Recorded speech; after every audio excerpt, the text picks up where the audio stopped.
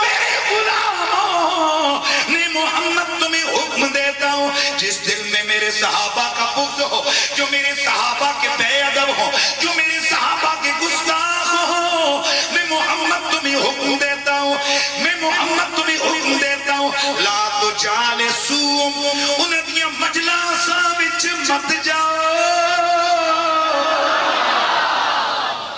یہ کس کا حکم ہے؟ اور کس کا حکم ہے؟ رسول اللہ کا حکم ہے، لا تجالسوہم، اور ان کی مجلسوں میں مت بیٹھو، ولا تباکلوہم، ان کے ساتھ بیٹھ کے مت کھاؤ، ولا تشاربوہم، ان کے ساتھ بیٹھ کے مت پیو، ولا تناکحوہم، نہ ان کی لڑکیاں لو، نہ اپنی لڑکیاں انہیں دو، باہم نکاح مت کرو، وَإِذَا مَرَضُوا لَا تُعَادُوهُمْ، اگر وہ بیمار ہو جائیں ان کی عیادت انہاں دا پوچھنا نہ کرو۔ پوچھنا ہی آتے ہو نا، ان کی عیادت مت کرو۔ وَإِذَا مَاتُوا وَإِن مَاتُوا، اگر وہ مر جائیں لَا تَصَلُّوا عَلَيْهِمْ، ان کی نماز جنازہ مت پڑھو۔ اے نبی کی حدیث پر ایمان رکھنے والوں، یاد رکھو، جو اولیاء کا گستاخ وہ بھی لعنتی، جو غوث کا بے ادب وہ بھی لعنتی، جو تابعین کا بے ادب وہ بھی لعنتی، جو صحابی کا بے ادب وہ بھی لعنتی، اور جو میرے نبی کا گستاخ ہے وہ بھی لعنتی۔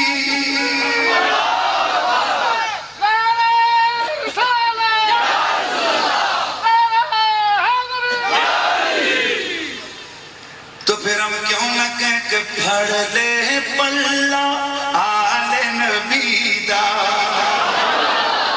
ہاں یہ اہل سنت کا عقیدہ ہے نا۔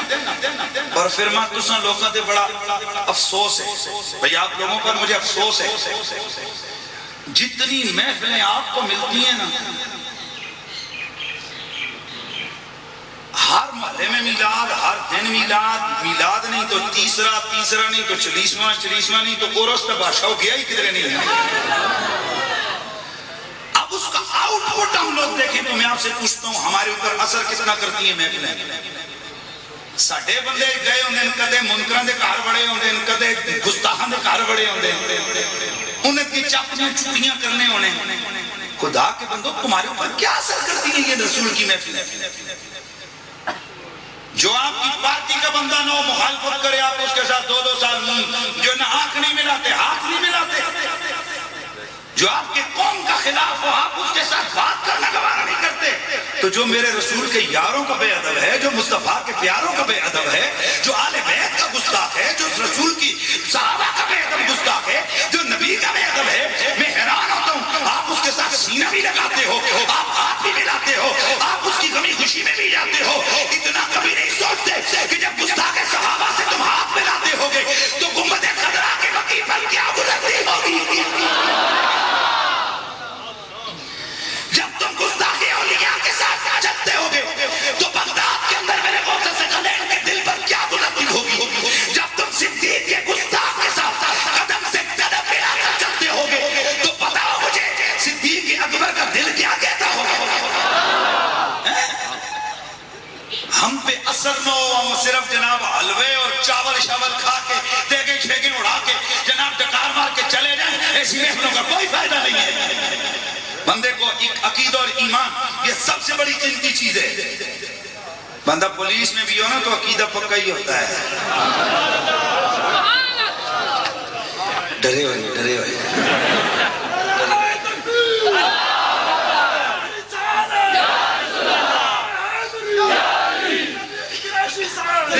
میں کہتا ہوں یار اللہ کی عزت کی قسم، یہ سارے اپنے سمیت اے جڑے اجے کلے جناب 2 نمبر پیر، اے اجے کلے ساڑھے جے نام کمیں قسم دے مولوی، خدا کی قسم یہ لاکھوں مولویوں کو ممتاز قادری کی جوتیوں پہ قربان کر دیا۔ اب یقین کیجئے، میں جس دن جیل میں ہمارے اکٹھا ٹرائل تھا تو میری ملاقات ہوئی، ہنس رہا ہے بندہ، کوئی غم کا نام ہی نہیں، پریشانی چیز کوئی ہے ہی نہیں ہے بھائی، آ ہی نہیں ہے۔ میں نے کہا صاحب ماشاءاللہ بڑے حشاش ہیں۔ کہا جناب کوئی چیونٹی کو بھی مارتا ہے اس کا بھی دل دکھتا ہے، لیکن آپ کو بتا نہیں سکتا کہ میں نے جسے مارا ہے مجھے خوشی کتنی ہوئی ہے۔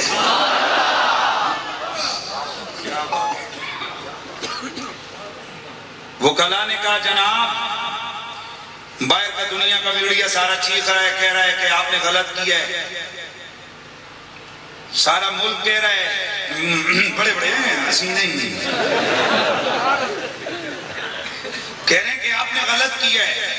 اب اس بندے کا استقلال اور اس کی قوت دیکھو، کہنے لگا اللہ کی عزت کی قسم ساری دنیا کے مولوی، ساری دنیا کے آدمی سارے مجھے غلط کہیں گے، جج بھی مجھے سزائے موت دے دینا اور مجھے کوئی کہے تو نے غلط کیا ہے تو میں کہوں گا میں نے ٹھیک کیا ہے، اس لیے کہ اگر میں نے غلط کیا ہوتا تو مدینے کا سلطان مجھ پہ کرم کبھی نہ فرماتا، کبھی نہ فرماتا۔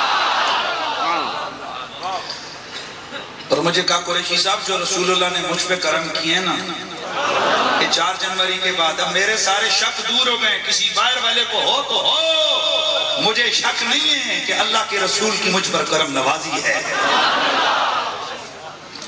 اس یہ بندے کو عقیدہ رکھنا چاہیے، وہ پولیس میں بھی ہے تب بھی اس کا عقیدہ وہی ہو، وہ اگر جرنل ہے تو اس کا عقیدہ وہی ہو۔ معاف کرنا اگر آپ نے کوئی بڑے عہدے پر بیٹھا ہوئے تو بسم اللہ سونا تیرے عہدے اپنی جگہ سے ہی، لیکن جو رسول کی غلامی کا عہدہ ہے یہ سارے عہدوں سے بڑا عہدہ ہے۔ اور پھر اپنے ذرا اندر ایمان کی غیرت پیدا کرو کہ جس جگہ بندہ جائے، کوئی جج ہے تو جج صرف ادھر کے لیے، کوئی وزیر ہے تو ادھر کے لیے، 2 سال 4 سال 5 سال بعد چھٹی ہو جائے گی، منہ تو پھر مدینے والے سے ہی لگے گا نا یار، اور قبر میں تو گنبد خضرا کا مکی ہی نظر آئے گا نا۔ تو اس لیے بندہ وہ کام کیوں نہ کرے کہ جب جائے نا تو وہ جب آیا تھا وہ رو رہا تھا، لوگ پٹاخے بجا رہے تھے، خوش ہو رہے تھے، اور مزہ اس چیز کا نام ہے کہ جب جائے یہ خوش خوش جا رہا ہو، لوگ اس کے پیچھے آنسو بہا رہے ہو۔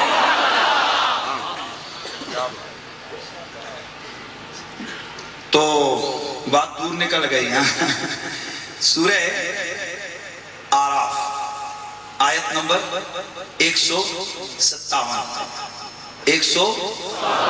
جڑیاں گلاں میں پہلے کیتیاں وہ میری تے گلاں ہی ہن تواڈے واسطے کرن لگا ہاں بھئی۔ اب میں تھوڑا آپ کی محبت کا ذوق ہے تو میں نے خیال رکھنا ہے نا، چونکہ میں سنیوں کی طبیعت سے واقف ہوں۔ ان کو جو مرضی کہتے رہو، ہلن گے نہیں، ادھر ہل جل نہیں کریں گے، ان کے سامنے سونے سرکار کا سونا ذکر کر دو مچل اٹھتے ہیں۔ تو ہمارے پاس وہ حضور کی محبت کے بیان کا اختیار تو ہے ہی ہے نا۔ کل میں جمعے کے بعد وہ میرے پاس ویسٹرن کچھ صحافی لوگ آئے گورے شورے کہ سنا ہے کہ آپ کی تقریر سے ممتاز قادری متاثر ہو کر اس نے یہ ایکٹ کیا ہے۔ میں نے کہا سوری، اس نے ایکٹ نہیں کیا، اس نے ری ایکٹ کیا ہے۔ ایکٹ نہیں، ری ایکٹ کیا ہے۔ یہ کیسے ہو سکتے ہیں؟ آپ تو بڑے شریف لوگ ہیں، سنی لوگ ہیں، آپ کو کہا جاتا ہے، اور آپ تو صوفیاء کو ماننے والے بڑے شریف ہیں۔ میں نے کہا ہم شریف ہیں، آپس میں بڑے شریف ہیں، ہم نہ خود کش دھماکے کرتے ہیں نہ ان کو جائز سمجھتے ہیں، پر گستاخ سامنے چڑھے نا تو اس کو چھوڑ دینی نہیں ہے۔